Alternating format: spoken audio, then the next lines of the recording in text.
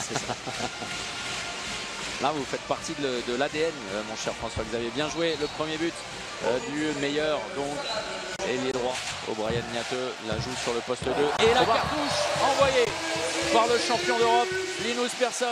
Ballon perdu, l'occasion pour David Balaguer qui va... oui, hésitation, et pourtant ça va aller jusqu'à Dragan Pechmalbek, c'est impeccable. Attention pour les Nîmois. On ne peut pas tirer. Souvent. Ouais. Et bien voilà, une de plus. Ballon récupéré, nouvelle opportunité. Et un nouvel arrêt d'Emile Nielsen. Et ce que je veux dire, c'est que Nîmes prend beaucoup trop de buts et Nîmes n'en marque pas assez. Donc à un moment, évidemment, le différentiel est terrible. Le nouveau pastis, la relance, et derrière, la relance. C'est terrible. Reste à transformer ça. Serein, évidemment, serein. Alberto. Ouais, ça, c'est bien fait. C'est propre. On est monté juste pour la parenthèse Bundesliga. Saison absolument mais remarquable parce que le bilan de McDo, on peut d'ores et déjà le donner. Bien avant. Super. Il est magnifique. Magnifique en pleine lucarne. Pour Mathieu Salou, Benjamin Gallego. Voilà. Nîmes revient sous la barre des moins 10. Ouais, enfin, la ligne de flottaison est difficile malgré tout à négocier. Ça lâche parfaitement le ballon. C'est sur la passe d'avant, hein, évidemment, que la différence est faite. C'est avant la sortie du défenseur pour prendre de vitesse. Regardez ça, c'est très bien joué. Robichon qui se ravise. C'est finalement Gallego qui tente de se faire une place au cœur de la défense nantaise avec la mobilité de Thibaut Brié. Quentin Minel une nouvelle fois. Le ballon est détourné. C'est le bras est levé. Retour au jeu. Ça aussi, c'est trop simple pour Emile Nielsen.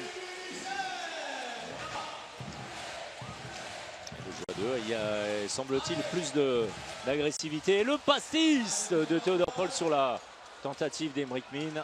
Ça marque de l'autre côté. Les Nîmois terminent mieux, beaucoup mieux cette première période. 6 buts d'écart et derrière 2 minutes.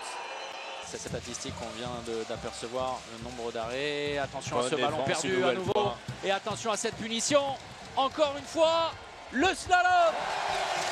Ils ont été absolument chirurgicaux. Le de Nantes est solide, tout simplement, aussi pour ça. Attention au refus de jeu, Quentin Minel la passe dans le dos, c'est très bien trouvé. Le coin long pour celui qui était entré en deuxième pivot. C'était Michael Guigou, il avait cédé sa place. C'est compliqué de trouver des solutions simples. Ça a l'air de rien, mais c'est tellement symbolique du jeu nîmois. Voilà, avec Henrik Jacobsen. Eh bien, Théodore Paul a laissé sa place à celui qui a officié en début de rencontre, Rémi Desbonnets. Gibernon qui marque en première intention, bien servi. Transverse, Rémi Desbonnets. Rémi qui court derrière son premier arrêt, toujours. Hein.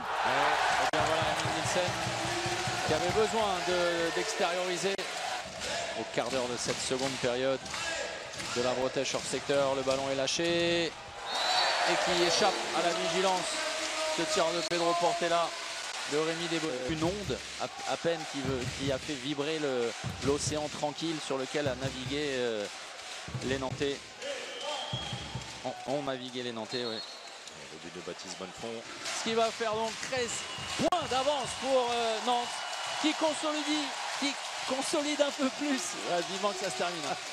Sa deuxième place et qui désormais a tiré le rideau rouge sur son entrée en Ligue des Champions.